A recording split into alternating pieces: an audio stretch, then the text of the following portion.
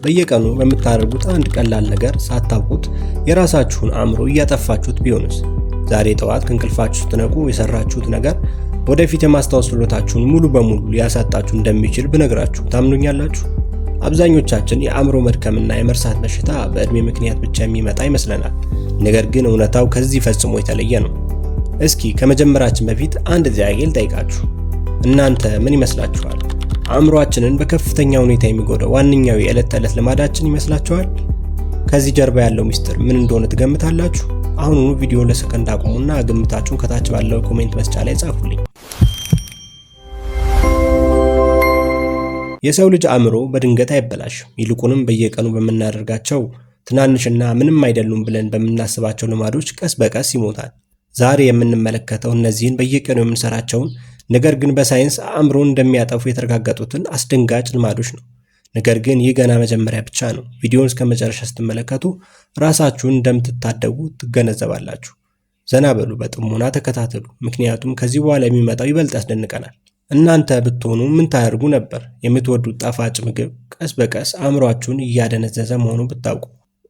ብዙዎቻችን ኬክ፣ ብስኩት ወይም ለስላሳ መጠጦች ስንመገብ ደስታ ይሰማናል። ነገር ግን ከፍተኛ የስኳር ፍጆታ በአእምሯችን ውስጥ የኢንሱሊን መቋቋም ይፈጥራል።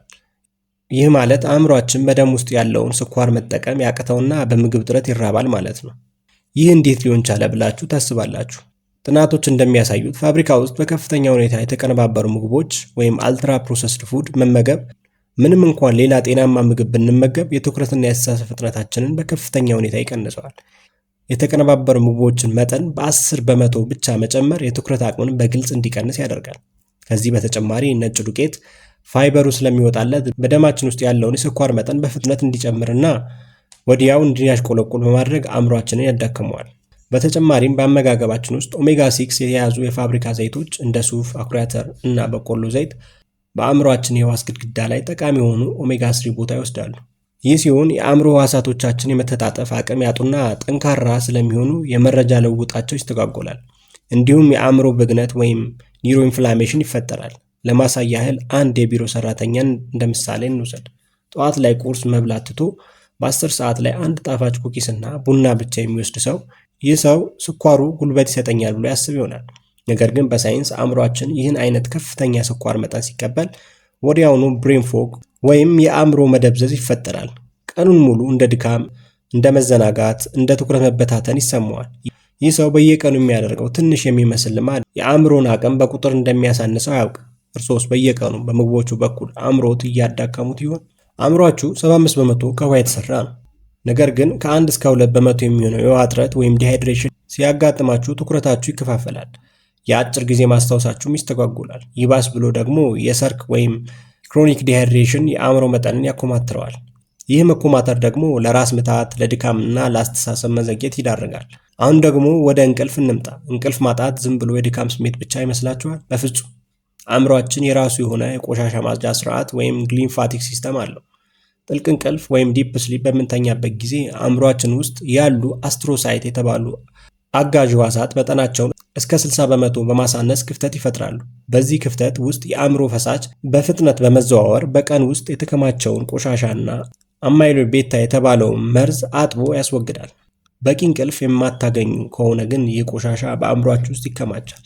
ማዮ ክሊኒክ ያደረገው ጥናት እንደሚያሳየው የሰርክ እንቅልፍ ማጣት ወይም ክሮኒክ ኢንሶሜኒያ በአእምሮ ነጭ ክፍል ዋይት ማተር ላይ ጉዳት በማድረስ እና መርዛማ ፕሮቲኖችን በማከማቸት የመርሳት በሽታን ወይም ዲሜንሻን በከፍተኛ ፍጥነት ያመጣል። እንቅልፍ አእምሮን የሚያጥብበት ወሳኝ ሂደት መሆኑ አሁን ተረዳችሁ? አሁን ይህን ቪዲዮ ስትመለከቱ አንገታችሁን ወደፊት አቀርቅራችኋል። አሁኑኑ ቀና በሉ። አንገታችን ወደፊት ማዘንበል ወይም ፎርዋርድ ሄድ ፖስቸር አእምሮን እንዴት እንደሚጎዳ ብታውቁ ትደነግጣላችሁ። ራሳችንን በ2.5 ሴንቲሜትር ወደፊት ስናዘነብል በአንገታችን አጥንት ላይ ያለው ጫና በእጥፍ ይጨምራል። ይህ ጫና ወደ አእምሯችን የፊት ክፍል የሚሄደውን የደም ዝውውር ይቀንሳል። የፊት ክፍላችን ደግሞ ለትኩረት፣ ለውሳኔ ማሰጣጥ እና ለስሜት መቆጣጠር ወሳኝ የሆነው ክፍል ነው። ስለዚህ ስናቀረቅር አእምሯችን በኦክሲጅን እጥረት ይዳከማል። ሌላው ትልቁ ጠላታችን የሰርክ ጭንቀት ወይም ክሮኒክ ስትረስ ነው። ጭንቀት ሲበዛ ሰውነታችን ኮርቲሶል የተባለውን ሆርሞን ያመነጫል። ኮርቲሶል ለረጅም ጊዜ በሰውነታችን ውስጥ ሲቆይ የአእምሯችን የማስታወሻ ማዕከል የሆነውን ሂፖካምፐስ መጠን ያኮማትረዋል። ከዚህ ባሻገር ስንጨነቅ አእምሯችን ደምን ከሚያስበው የላይኛው ክፍል ወደ ታችኛው የደም ነፍስ ክፍል ይወስደዋል። አስቡት፣ እናንተ በዚህ ቦታ ብትሆኑ እና ዘውትር የምትጨነቁ ከሆነ የራሳችሁን አእምሮ እያስራባችሁት ነው ማለት ነው። በተመሳሳይ ሰዓት ብዙ ስራዎችን መልቲታስኪንግ መስራት እችላለሁ ብላችሁ ታስባላችሁ። ይህ ትልቅ ስህተት ነው። አእምሯችን በአንድ ጊዜ አንድ ነገር ብቻ እንዲሰራ ወይም ሞኖታስከር ሆኖ ነው የተፈጠረው። በተለያዩ ስራዎች መሃል ስንዝል አእምሯችንን እናዳክመዋለን፣ የትኩረት አቅማችን እናጣለን፣ እንዲሁም የጭንቀት ሆርሞኖች እንዲጨምሩ እናደርጋለን። አሁን ደግሞ አንድ የተለመደ አፈታሪክ እናንሳ። ብዙዎቻችን ብሬን ቡስተር ወይም የአእምሮ ማነቃቂያ የሚባሉ የተለያዩ ክኒኖችን በመዋጥ አእምሮን ማደስ እንደሚቻል እናምናለን። በማስታወቂያዎችም ስንቱን ነገር ተስፋ ይሰጠናል። ነገር ግን እውነታው ምንድን ነው? ምንም አይነት ውድ መድኃኒት በየቀኑ የምትሰራቸውን ጤናማ ያልሆኑ ልማዶች ሊተካ አይችልም።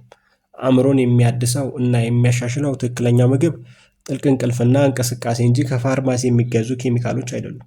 ይህን የሐሰት አመለካከት ሰብሮ መውጣት፣ በልማዶቻችን ላይ ማተኮር ለአእምሮ ጤና የመጀመሪያው እና ትልቁ እርምጃ ነው። ክኒን አእምሮን አያድስም፣ ልማድ እንጂ። አሁን ደግሞ ማንም ወደማይጠበቀው አስደንጋጭ ሚስጥር እንምጣ። ሁላችሁም ተዘጋጁ። ዘወትር በስክሪን ፊት፣ በስልክ፣ በኮምፒውተር፣ በቲቪ መቀመጥ አእምሮን የሚያጠፋው እንዴት ይመስላችኋል? ብርሃኑ እንቅልፍ ስለሚከለክል ብቻ አይደለም። ከዚህ የጠለቀ አስደንጋጭ እውነት አለ። አእምሯችን የተፈጠረው ባለሶስት ልኬት ወይም 3D በሆነ ዓለም ውስጥ ለመንቀሳቀስ፣ አካባቢ ለመቃኘትና መረጃዎችን ለማቀነባበር ነው። ስንንቀሳቀስ አእምሯችን አዳዲስ የነርቭ መስመሮችን ሳይናፕስ ይገነባል። ነገር ግን ለረጅም ሰዓታት ባለ ሁለት ልኬት በሆነ ጠፍጣፋ ስክሪን ፊትን ስንቀመጥ አእምሯችን 3D እንቅስቃሴ ያጣል። የጎንዮሽ እይታችንን ወይም ፐሪፈራል ቪዥንን መጠቀም እናቆምና እንደ ቱቦ ውስጥ ቆይታ ወይም ተነል ቪዥን ብቻ እንጠቀማለን። ይህ ሲሆን አእምሯችን አዳዲስ ግንኙነቶችን መፍጠር ያቆማል። ቀስ በቀስም እየጠበበና እየተኮማተረ ይሄዳል። በተጨማሪም በአማካኝ በቀን ለ6.5 ሰዓት መቀመጥ በአእምሯችን ውስጥ ለአዲስ ትዝታዎች ወይም ሚሞሪ መፈጠር ወሳኝ የሆነውን ሚዲያል ቴምፖራል ሎብ የተባለውን ክፍል እንደሚያሳሳው በቅርብ የተሰሩ ጥናቶች አረጋግጠዋል። እንቅስቃሴ አለማድረግ አእምሮን የሚያሳድገውን BDNF የተባለውን ሆርሞን ምርት ያቋርጠዋል። አስቡት እንግዲህ ቁጭ ብሎ ስክሪን ማየት አእምሮን ቃል በቃል ያኮማትረዋል። ታዲያ መፍትሄው ምንድን ነው? አእምሯችን እንዴት ማዳን እንችላለን? እናንተስ አሁን ምን ለማድረግ ወሰናችሁ? አንደኛ፣ እንቅስቃሴ ጀምሩ። በየ30 ደቂቃው ተነስታችሁ ተንቀሳቀሱ። እንቅስቃሴ አእምሮን የሚያድሰውን BDNF የተባለውን ሆርሞን ያመነጫል። ሁለተኛ፣ አመጋገባችሁን አስተካክሉ። የተቀነባበሩ ምግቦችን እና ከመጠን ያለፈ ስኳርን አትመገቡ። ጤናማ ስብ ያላቸውን ምግቦች ተመገቡ። ቁርስ መዝለል አእምሮን ለምግብ እጥረት ስለሚዳርግ ተጠንቀቁ። ሶስተኛ፣ ጥልቅ እንቅልፍ ተኙ። አእምሯችሁ ቆሻሻውን እንዲያጥብ በቂ ሰዓት ስጡት።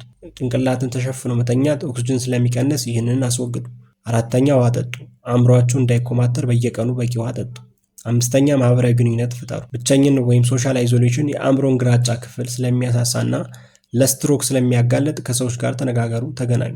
ስድስተኛ፣ ማጨስ እና አልኮልን አቁሙ። ሲጋራ ማጨስ ደም ስሮችን በማጠብ እና ካርቦን ሞኖክሳይድ ከደም ጋር በማዋሃድ አእምሮን በኦክስጅን እጥረት ይጎዳዋል ወይም ክሮኒክ ሃይፖክሲያ።